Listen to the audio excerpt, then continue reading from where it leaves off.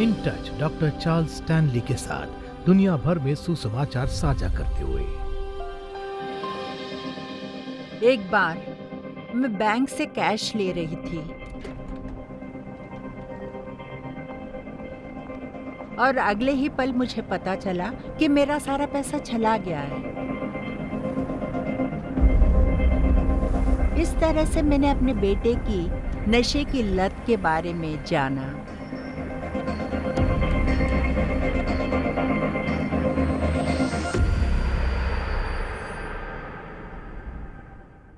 मेरा जीवन उतना आसान नहीं था।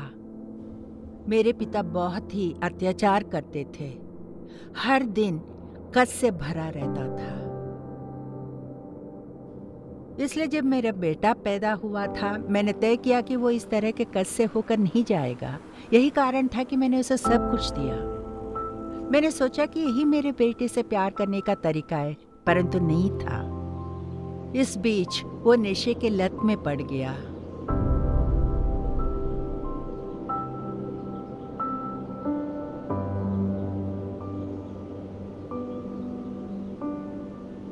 हम 5 साल तक हमारी कार में रह रहे थे। इस बात का अंदाजा नहीं था कि अगला दिन कैसा होगा।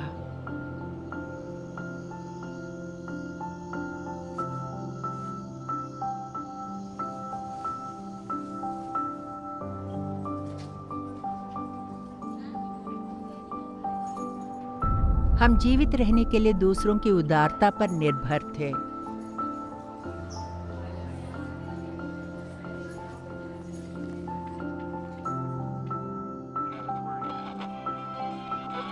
जब भी आप बहुत मुश्किलों का सामना कर रहे होते हैं तो याद रहे कि ये कभी परमेश्वर के लिए मुश्किल नहीं है। वह जानता है कि आप कहाँ हो, वह मदद करने के लिए तैयार है। जब मैंने चार्ल्स स्टैनली को परमेश्वर के वचन सिखाते सुना तो लगा कि मेरा जीवन उस पल के लिए तैयार किया गया था। वह चाहता है कि जो कुछ भी आप सामना कर रहे हैं उसमें कदम दर कदम आप उस पर विश्वास करें, और यही बिल्कुल सही है।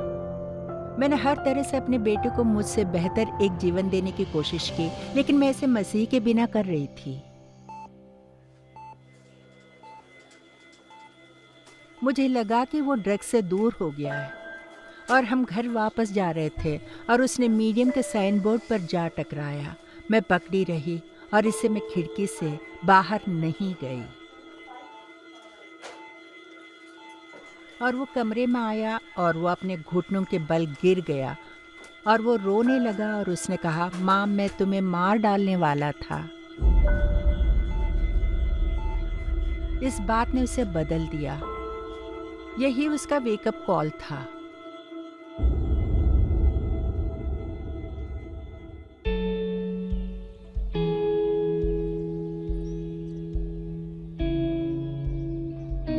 अब हम एक ही अपार्टमेंट में साथ रहते हैं। मेरे बेटे को नशे से मुक्त हुए 2 से अधिक साल हो गए। हमें हमारा जीवन वापस मिल गया।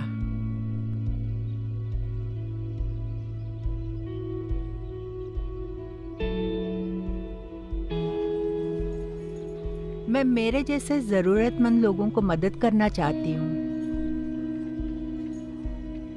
मुझे हमेशा से ही यीशु के दृष्टांत पसंद थे और वो उड़ाऊ पुत्र मेरा पुत्र है। उसने मेरा सब कुछ ले लिया और उसे खो दिया था, लेकिन जब वो वापस आया तो मैंने वो सब भुला दिया और माफ कर दिया। मैं बस उसे वापस पाना चाहती थी। परमेश्वर ने मुझसे ऐसा ही प्रेम किया है और मैं अपने बाकी के दिन उन्हें प्रेम करने में बिताऊंगी।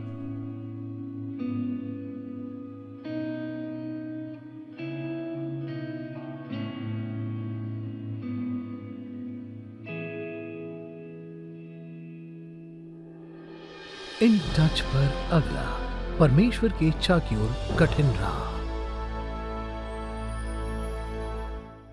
बाइबल में सबसे महत्वपूर्ण विषयों में से एक परमेश्वर की इच्छा है, और अविश्वासी इस विचार का उपहास करते हैं और विश्वासी कई बार इसकी उपेक्षा करते हैं। लेकिन सच्चाई ये है कि हर दिन आप और मैं या तो प्रभु की इच्छा में जी रहे हैं या उनकी इच्छा से बाहर है। यह एक विकल्प है जिसे हम चुनते हैं, और यह चुनाव जिसे हम जीवन में निर्णयों का सामना करते हैं उसके आधार पर लेते हैं। और हम कई का सामना करते हैं। तो जब हम अपने जीवन के लिए प्रभु की इच्छा के बारे में सोचते हैं तो उसकी इच्छा की खोज कैसे करते हैं? जब आप समझ लेते हैं कि उनकी इच्छा क्या, तो आप क्या करते हैं? क्या आप उनकी बात मानते हैं या नहीं? या आप इसके बारे में सोचते हैं? क्या आप सोचते हैं कि आप कभी कभी खुद को परेशानी में क्यों डालते हैं कि खैर काश मैं इस बारे में सोचता? ये बहुत ही महत्वपूर्ण विषय है। तो मैं संदेश को एक शीर्षक देना चाहता हूँ जिसका नाम है परमेश्वर की इच्छा की ओर की कठिन राह। क्योंकि ये आसान नहीं है और अगर हम सावधान नहीं रहे तो रास्ते में कई रुकावटें होती हैं। और मैं केवल बाधाओं के बारे में बताना चाहता हूँ और आपको अपने आप से प्रश्न पूछने देना चाहता हूँ, क्या मैं इसलिए अपने जीवन के लिए परमेश्वर की इच्छा नहीं खोज रहा हूँ? क्या मैंने अपने जीवन के सबसे महत्वपूर्ण पहलुओं में से एक की उपेक्षा की है? तो मेरे पास कई बातें हैं और मुझे आशा है कि आप उन सभी को समझें। और मैं नंबर 1 से शुरुआत करना चाहता हूँ। पथरीली राहों में से एक यह है, वह है अपनी मर्जी। हम अपनी मर्जी चाहते हैं। ये हमारी ओर से गर्व और स्वार्थ की बात है। हम बहुत सी चीज़ों के बारे में प्रभु से पूछना नहीं चाहते। हम बस उन्हें करना पसंद करते हैं और फिर परमेश्वर से इसे आशीष करने को कहते हैं। लेकिन ये उनके काम करने का तरीका नहीं। और लोग कहते हैं कोई मुझसे ये नहीं कह सकता कि मुझे अपना जीवन कैसे जीना है। ये बहुत ही मूर्ख रवैया है, क्योंकि हम में से कोई भी अपने जीवन के लिए प्रभु की इच्छा को पूरा करने के लिए खुद पर्याप्त नहीं है। बाइबल में कहीं भी यह नहीं कहा गया कि वह एक सरल राह है, बल्कि एक पथरीली राह है। प्रभु की इच्छा को पूरा करने में बहुत सी ठोकरें हैं। आप अपने काम पर उनका सामना करते हैं, घर पर उनका सामना करते हैं, अपने जीवन को देखते हैं और सोचते हैं आपने कितनी बार प्रभु की इच्छा से बाहर कदम रखा है। अपने जीवन में आपने कितनी बार प्रभु की इच्छा को लगभग चूका है। ये बहुत ही पथरीली सड़क है और मैं उनमें से कुछ का उल्लेख करना चाहता हूँ। और अपनी मर्जी पहली बात है। दूसरा अन्य लोगों का प्रभाव है। अन्य लोग आपको ये बताने के लिए तैयार हैं कि आपको अपना जीवन कैसे जीना है, कैसे निर्णय ले सकते हैं, आपके निर्णय क्या होने चाहिए, अपना पैसा कैसे खर्च करते हैं, आप किससे शादी कर सकते हैं, अपने बच्चों को कैसे पालते हैं। वे आपको अपना जीवन जीने के लिए सभी प्रकार की बातें बता सकते हैं। लेकिन सच्चाई यह है कि कई बार आप गलत आवाज़ें सुन रहे होते हैं, क्योंकि यदि आप सुनने को तैयार हैं तो प्रभु आपको अपने जीवन के किसी भी क्षेत्र के बारे में जो जानना है ये दिखाने के लिए तैयार है। अपनी राय को प्रभु की राय से ऊपर रखना चाहते हैं। कहते हैं, सुनो, जब कोई कहता है अगर मैं तुम्हारे जगह होता, तो पहली बात है वे आप है ही नहीं, वे आप नहीं हो सकते। वे आपके जीवन के लिए प्रभु की इच्छा का क्या योजना है ये नहीं जानते। और वे नहीं जानते कि आपके जीवन में प्रभु क्या कर रहे हैं। वे सोच सकते हैं आपके जीवन में जो हो रहा है वो भयानक है और प्रभु को लगता है कि यह पूरी तरह से सही है। उन बाधाओं में तीसरा है प्रभु के सिद्धांतों की अज्ञानता। स्वाभाविक रूप से यदि आप प्रभु के सिद्धांतों को नहीं जानते हैं तो आप उनकी इच्छा में नहीं चल सकते। तो मैं कुछ चीज़ों का उल्लेख करना चाहता हूँ। उदाहरण के लिए प्रभु की इच्छा पर चलने के उन महत्वपूर्ण सिद्धांतों में से एक है सीखना।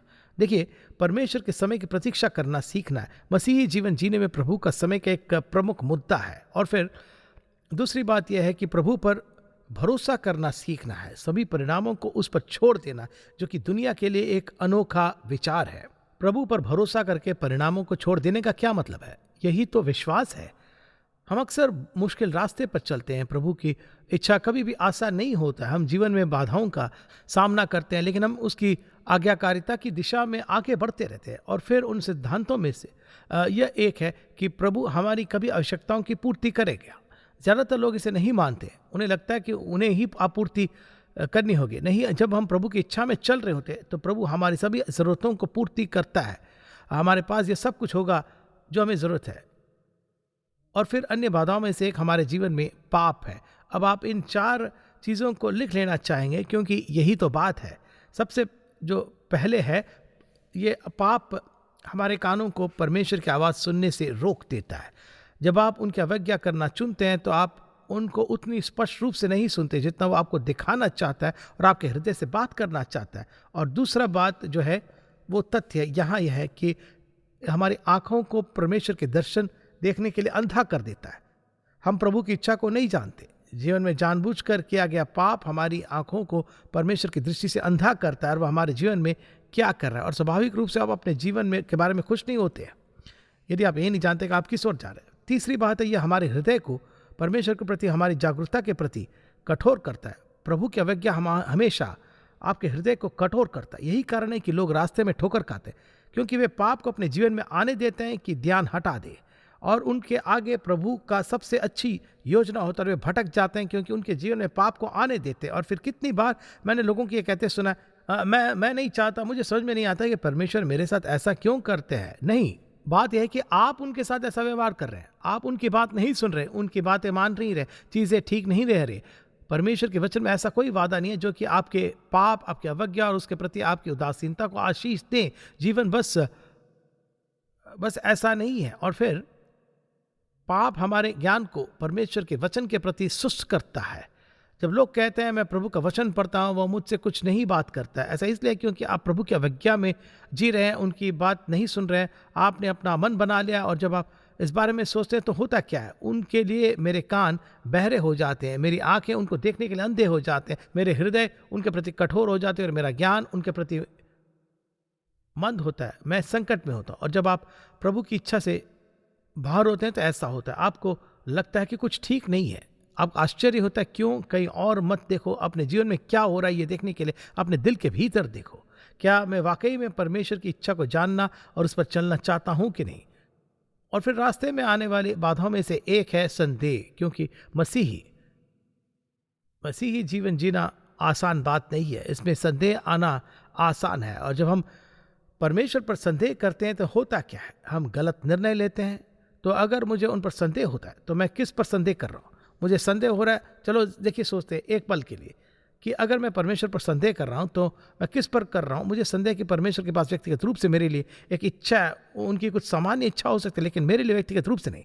हाँ, उनके पास है। मुझे संदेह है कि प्रभु अपनी इच्छा प्रकट करेंगे।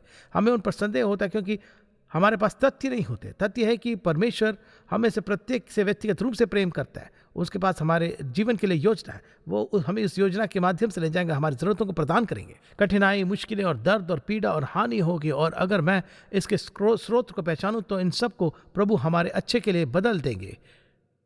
सभी कठिनाई और मुश्किलें और परीक्षण शैतान की ओर से नहीं आते हैं। प्रभु हमारे जीवन में चीज़ों को आने देते हैं, क्यों? हमें बढ़ाने के लिए, हमें उन क्षेत्रों में परिपक्व करने के लिए जहाँ कि हम परिपक्व नहीं है। और कभी कभी लोग प्रभु यीशु मसीह पर अपने उद्धारक के रूप में भरोसा करते हैं और फिर उनके जीवन में बड़ी कठिनाई आती है। देखिए, वह कठिनाई परमेश्वर अनुमति देते हैं, क्यों? उन्हें आकर देने, हमें ढालने, हमें बनाने, हमें बदलने, हमारे जीवन से उन चीज़ों को हटाने जो कि वहाँ नहीं होनी चाहिए। हमें इसे व्यक्तिगत रूप से लेते हैं और कहते हैं परमेश्वर मुझसे प्रेम नहीं करते। ये सच में काम नहीं कर रहा, क्योंकि देखो क्या हो रहा है।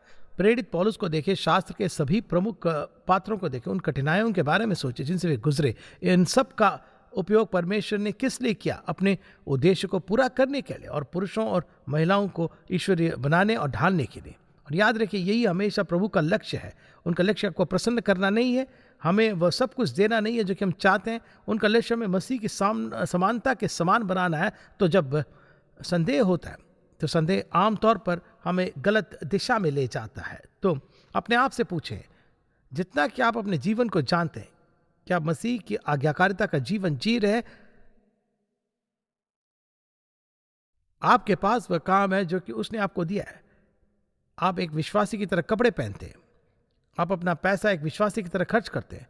आपका लक्ष्य अपने जीवन में प्रभु के नेतृत्व का पालन करना ही है। क्या आप कह सकते हैं, जितना कि मैं अपने आप को जानता हूँ, मैं एक विश्वास का जीवन जी रहा हूँ और प्रभु पर भरोसा कर रहा हूँ कि वह मुझ पर हर कदम पर मार्गदर्शन करेंगे। वह चाहता है, वह आशा करता है, उसने योजना बनाई है, और हमारे जीवन का परिणाम इस बात का परिणाम है कि हम उसकी इच्छा का पालन करते हैं या नहीं।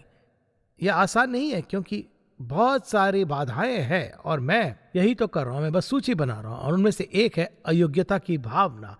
गिदोन की तरह मूसा को भी देखिए, जब प्रभु मूसा के साथ आए और मूसा ने उनकी बात सुनी कि प्रभु उनसे क्या करने की उम्मीद रखते हैं, तो उसने कहा कि मैं बोल नहीं सकता, मैं ये नहीं कर सकता, मैं ऐसा नहीं कर सकता। मैं इस बारे में सोच रहा हूँ कि प्रभु के कितने सेवकों ने अपने जीवन में प्रभु की इच्छा से बाहर कदम रखा है, क्योंकि उन्होंने प्रभु से कहा कि वे बोल नहीं सकते, गा नहीं सकते, ऐसा नहीं कर सकते, वैसा नहीं कर सकते, वह काम नहीं कर पाएंगे। देखिए, कम मत समझिए, ध्यान से देखिए। वह जो सोचता है उसे आप कम मत समझिए, क्योंकि वह इसे पूरा करने में आपकी मदद करेगा। वह आपको वह व्यक्ति बनने में मदद करेगा जो वह चाहता है। इसलिए आप जो सोचते हैं, इस आधार पर निर्णय ले लें। प्रभु ने आपको क्या करने के लिए बोला, उसके आधार पर निर्णय ले। वह वही करेगा जो कि वह जानता है कि वह हमारे लिए सबसे अच्छा है। हमारे जीवन के लिए उसकी इच्छा और उद्देश्य को पूरा करने के लिए हमें वो सब कुछ प्रदान करेगा जो कि हमें चाहिए। उसने ये नहीं कहा कि ये आसान है, और बहुत से लोग पीछे हट जाते हैं। अब मेरे कहने का मतलब है कि वे बस पाप में वापस चले जाते हैं, वे वापस पाप में फिसल जाते हैं। फिसलन नहीं, पर ये निर्णय लेने का मामला है। आप वह करने का निर्णय लेते हैं जो कि आप करते हैं, जिससे प्रभु ने आपको छुड़ाया, क्योंकि आपको नहीं लगता कि आप वे व्यक्ति बन सकते हैं जो कि वह चाहते हैं। याद रखिए, बाइबल में ऐसा कोई वचन नहीं है जहां प्रभु कहते हैं कि यदि उनके संतानों में से एक पाप करता है तो बस बिल्कुल खत्म। नहीं, ऐसा ही बात नहीं। आपने ऐसा क्यों किया? यदि हम अपने पापों को मानने तो वो हमारे पापों को क्षमा करने, हमें सब अधर्म से शुद्ध करने में विश्वास योग्य और धर्मी है। यूहन्ना पूरे मसीह में हम गलतियां करते रहते हैं और हम कभी कभी पाप करते हैं, और परमेश्वर ने हमें आश्वासन दिया कि जब हम उसकी अवज्ञा करते हैं तो वह हमें बहिष्कृत नहीं करता, क्योंकि हम रास्ते में कहीं ना कहीं लड़खड़ा जाते हैं। हम सभी उतने मजबूत नहीं है, कभी कभी दूसरा व्यक्ति वैसा हो सकता है, और तो हम गलतियां करते हैं, प्रभु की अवज्ञा करना चुनते हैं, हम परिणाम का भुगतान करते हैं। हम क्या करें? दूर चले जाएं? नहीं, परमेश्वर से हमें क्षमा करने के लिए कहे, और उस पाप से बचने के लिए हमें ज्ञान और मार्गदर्शन और दिशा और हमारे दिल में चेतावनी देने के लिए उसकी ओर देखे। प्रभु हमें वो व्यक्ति बनने में सक्षम बनाने के लिए हमारे पक्ष में है, जो कि वो हमें बनाना चाहते हैं। और नहीं, देखिए, आप ये कह सकते हैं कि मान लीजिए मैं बुरी तरह पाप करता हूँ। मुझे नहीं पता कि आपके कहने का क्या मतलब है, लेकिन मैं कुछ चीज़ों के बारे में कह सकता हूँ। लेकिन बस इतना कह सकता हूँ, इतने बुरे पाप नहीं करते जिससे परमेश्वर आपको वापस नहीं ला सकता। लेकिन तुम इतने बुरे पाप कर सकते हो कि आप सोचेंगे कि काश तुमने ऐसा नहीं किया होता, क्योंकि प्रभु का हाथ ताड़ने वाला है। पर आप जानते हैं कि वह क्या कर रहा है, हमें वापस अपनी इच्छा की ओर भेज रहा है, क्योंकि आप रास्ते में कहीं लड़खड़ा गए हैं। वह आपको बाहर नहीं निकालने वाला है। और फिर एक और बहाना जो हम देते हैं, ये व्यस्त रहना।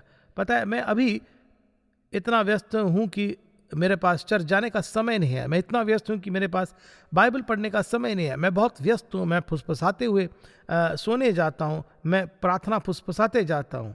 व्यस्तता शैतान का उसका एक औजार है। हम व्यस्तता को अपने पाप के लिए एक बहाने के रूप में उपयोग कर सकते हैं, क्योंकि देखिए, हम एक ऐसी दुनिया में रहते हैं जो कि हम जिस तरह का जीवन जी रहे हैं उसके विरोध में है। हमारी ऐसी दुनिया है जो कि हम जो है उसके विरोध में है। और तो सबसे महत्वपूर्ण चीज़ों में से एक जो हम करते हैं वह उनके साथ समय बिताना। वह थोड़ा सा समय हो सकता है, लंबा समय, लेकिन हम सभी को उस संबंध की ज़रूरत है। एक ईश्वरीय व्यक्ति बनने में बहुत समय लगता है, प्रभु के साथ चलने में समय लगता है, उनकी इच्छा जानने में हमें समय लगता है। लेकिन यह पथरीली राह है, और अगर आप इसे बनाना चाहते हैं तो मैं आपको एक बात बता सकता हूं, यह बिल्कुल आसान नहीं है। कुछ चीज़ें दूसरों की तरह मुश्किल नहीं हो सकती, लेकिन आपके जीवन में ऐसा समय कभी नहीं आएगा जब कि एक ईश्वरीय जीवन जीना आसान हो और आप बस आराम कर सके। अगली बात जो जानते हैं, आप परमेश्वर की अवज्ञा कर रहे हैं। प्रभु ने हमें जीवन दिया है, उसने हमें एक शानदार जीवन दिया है। उसने हमें पवित्र आत्मा दिया है जो कि हमारे भीतर वास करता, ताकि वह हर एक दिन हमारे साथ चले और हर परिस्थिति का सामना करे जिसका कि हम सामना करते हैं। याद रखिए, आपको ऐसा लग सकता है कि आप अकेले हैं, लेकिन आप अकेले नहीं हैं। अकेलापन महसूस करते, लेकिन आप अकेले नहीं। जब आप अपने जीवन को देखते हैं, उदाहरण के लिए मैं क्या खो रहा हूं, तो आप अपने आप से पूछे, क्या आप उस कीमती समय को खो रहे हैं जो कि वह आपके साथ बिताना चाहता है, ताकि आपको अपने जीवन में आराम और सामर्थ्य और ज्ञान, मार्गदर्शन, दिशा, समर्थन, सहायता, चेतावनी मिले। वह ऐसा ही है। ईसाई जीवन बिल्कुल आसान नहीं है, यह एक पथरीली राह है। पर चाहे हमारे आसपास कुछ भी हो रहा हो, हमें सक्षम बनाने के लिए पवित्र आत्मा हमारे जीवन में परमेश्वर की उपस्थिति और उनके वचन के सभी वादे, और यह पुस्तक परमेश्वर का वचन मसीह जीवन को सर्वोत्तम तरीके से जीने में मदद करता है। आप स्वयं को मसीह जीवन में कहाँ रखेंगे? क्या आप कहेंगे कि आप प्रभु की इच्छा में जी रहे हैं, कि आप वाकई में ईमानदारी से प्रत्येक दिन अपने जीवन के लिए उसकी इच्छा पर चलने का प्रयास करते हैं, या आप खुद को शिकायत करते और कराते और सोचते हुए पाते हैं कि आप जानते हैं क्या मसीह जीवन में क्या कमी है? ईसाई जीवन में किसी चीज़ की कमी नहीं है। आमतौर पर आप इसे इस बात से पता लगा सकते हैं, वह आखिरी बार कब आपने बैठकर परमेश्वर के वचन को पढ़ा था और उनसे आपसे बातें करने को कहा, उनको आपके जीवन के लिए उनकी इच्छा को दिखाने को कहा। आप कहोगे, मुझे ये नहीं पता कि कहाँ मुड़ना है, यह आश्चर्यजनक है। जब आप नहीं जानते कि कहाँ मुड़ना, आप किसी तरह जगह मुड़ते हैं तो आप नीचे देखते हैं, ऐसा लगता है कि उस पर आपका नाम है। परमेश्वर जानता है कि आपको क्या पढ़ना है, वह जानता है कि आपको उसे कब पढ़ना है और आपके दिल को प्रोत्साहित करने के लिए क्या करना है। तो सवाल पूछे, क्या आप अपने मसीह जीवन से संतुष्ट है? मतलब यह नहीं है कि आपको लगे कि सब कुछ एकदम सही है, लेकिन क्या आपको ऐसा लगता है कि आप बढ़ रहे हैं? फिर मैं 3 ऐसे चीज़ों के बारे में बताऊंगा जो कि मुझे लगता है कि लोग डरते हैं, जो कि वे ईसाई जीवन में खो देते हैं। नंबर 1, वे इस बात से डरे हैं कि परमेश्वर उनसे क्या अपेक्षा करते हैं, और तो सोचते हैं परमेश्वर शायद मुझे एक मिशनरी बनने के लिए बुला रहे हैं, इसके बारे में चिंता मत करो, परमेश्वर मुझसे ये और बाकी सब कुछ कह सकते हैं। नहीं से देखिए, एक प्रेम रखने वाला पिता वह जानता है कि आप उनकी मदद, उनकी ताकत, उनकी बुद्धि के साथ क्या करने में सक्षम है। कभी भी वो आपको जितना सक्षम बनाता है उससे अधिक की मांग न करें। दूसरा, असफलता का डर। कहते हैं खैर मैं ईसाई जीवन नहीं जी सकता। वैसे हम में से कोई भी स्वयं मसीही जीवन नहीं जी सकते और हम सभी कभी न कभी असफल होते हैं। हम प्रभु से हमें क्षमा करने और आगे बढ़ने के लिए कहते हैं, लेकिन हम इसे हल्के में नहीं लेते, इसे मूर्खतापूर्ण या बेतरतीब ढंग से नहीं लेते। यदि वह कहता है यदि हम अपने पापों को मान ले, 1 यूहन्ना 1:9, इसका मतलब है कि यदि हम इसके बारे में उनसे सहमत हैं, हम अपने पापों को स्वीकारते हैं, तो वह हमारे पापों को क्षमा करने, सब अधर्म से शुद्ध करने में विश्वास योग्य और धर्मी है। हम मसीह जीवन के पद पर उठाकर आगे बढ़ते। आप अपने जीवन में अवज्ञा और पाप में कीचड़ में नहीं रहते, आप परमेश्वर से क्षमा मांगते और आप चलते रहते हैं। पापहीन संत जैसे कोई बात है ही नहीं। हम सब दूषित हैं, क्योंकि परमेश्वर की इच्छा को जीने का मार्ग एक बहुत ही कठिन मार्ग है, और हम तब तक ठोकर खाएंगे जब तक कि हम अपने प्रभु पर बहुत अधिक निर्भर न हो और उसकी सुने और पवित्र आत्मा पर निर्भर करें। और तो देखिए, यह आपके भीतर परमेश्वर का वास करने वाला आत्मा है, जो आपको उनकी आवश्यकता के अनुसार कुछ भी करने में सक्षम बनाता है। यह परमेश्वर का ईश्वरीय आश्वासन है। इसलिए यदि हम असफल होते हैं तो यह उनकी बात नहीं है, और जब हम असफल होते हैं तो वो जानता है, वो हमें क्षमा करता है। तो उदाहरण के लिए इस बात से डरते हैं कि प्रभु हमसे क्या अपेक्षा करते हैं, हमें असफलता का डर होता है। फिर जिन चीज़ों से हम डरते हैं उनमें से एक है आलोचना। आपने कितनी बार प्रभु की अवज्ञा की क्योंकि आप डरते थे कि कोई आपके जीवन के बारे में आपसे क्या कहेगा। यह बहुत ही आश्चर्यजनक है कि कैसे ईसाई अन्य लोगों की आलोचना से डर सकते हैं। देखिए, यदि आप एक ईश्वरीय जीवन जीते हैं तो आपकी आलोचना होगी। एक ईश्वरीय जीवन जीना चाहते हैं और परमेश्वर की आज्ञा का पालन करते हैं तो और उनके मार्ग और उनकी इच्छा पर चलने का प्रयास करते हैं, आप आशीषित होंगे, चाहे कुछ भी हो जाए। प्रभु आपके पक्ष में है, आपके भीतर है।